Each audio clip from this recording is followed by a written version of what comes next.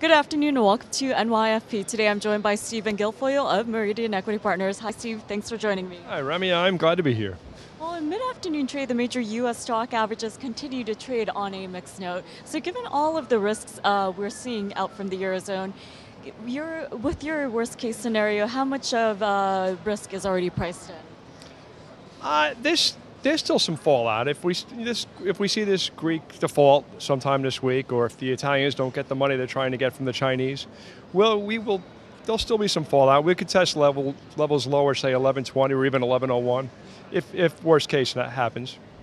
Well, looking ahead to the upcoming trading session, in midweek trade we'll get more inflation data as well as retail sales out from the U.S. How important do you think those figures will be?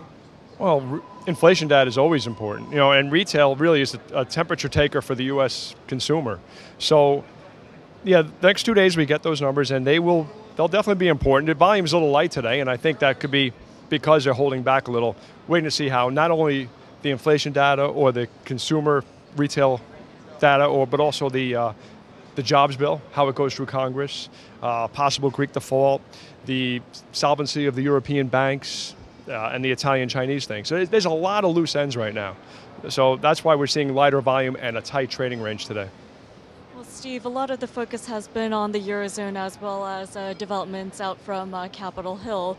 But we do have the FOMC meeting coming up. What do you expect to see from that meeting? I've been saying it for a couple months. I think we'll see something like the Operation Twist that they're talking about. They won't go full-blown QE3. They will try to keep money supply in check.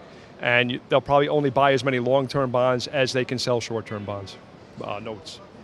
And last but not least, before we wrap it up, I do want to get your take on gold. We have been seeing a mixed demand in the recent few sessions, but long-term, what is your forecast? All right, gold is now a tradable commodity. You don't have to chase it anymore. You can chart it. It's in a range, but long-term, you can still buy gold. There's still too much uncertainty out there. Regarding many currencies in the world, gold has become that reserve currency. It's something like a tidal wave. Yes, it comes in and it goes out, but it comes back. Gold is going to go higher long term. Okay, Steve, well, thank you so much for your time today, and thanks for weighing in on all these topics. You're welcome.